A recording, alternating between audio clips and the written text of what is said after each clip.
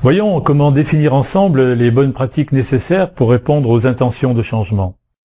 Il s'agit d'identifier minutieusement le type de bonnes pratiques qui pourrait avoir le plus d'influence sur vos groupes cibles.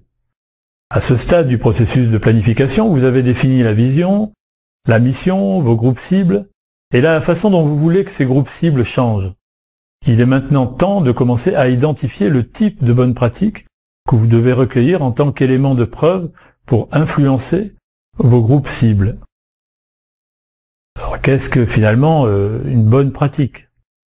Il est important de garder une certaine ouverture d'esprit quant aux différents niveaux de pratique qui peuvent impliquer aussi bien des initiatives à petite échelle, avec des ressources locales, que des projets de plus grande envergure avec davantage d'investissements gouvernementaux à long terme ou de soutien de bailleurs internationaux.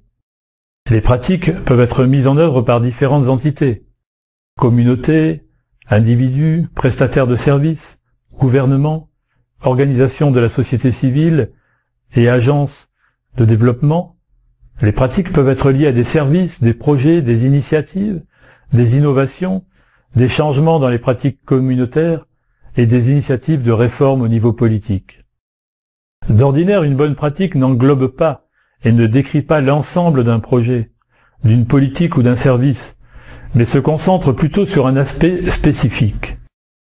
Par exemple, plutôt que de recueillir des informations sur les expériences d'un projet d'éducation inclusive dans son ensemble, vous pourriez choisir de focaliser votre étude de cas de bonne pratique sur un aspect particulier de la formation des enseignants.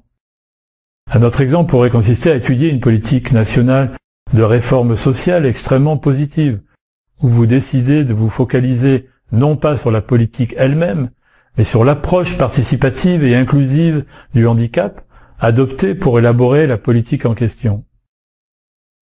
Plutôt que d'aller recueillir des bonnes pratiques de manière aléatoire, par exemple des bonnes pratiques sur la santé inclusive ou sur l'inclusion des personnes handicapées en général, je répète que vous devez identifier les bonnes pratiques directement liées au changement auquel vous voulez parvenir.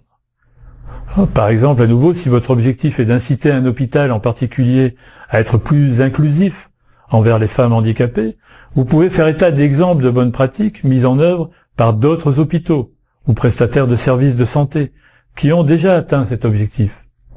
Votre étude de cas de bonnes pratiques doit donc expliquer exactement comment parvenir à ce type de changement.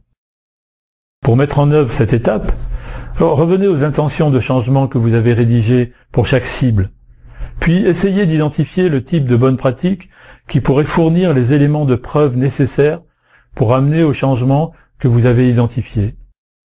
Cet exercice, je le rappelle, doit être appliqué à l'intention de changement de chaque groupe cible.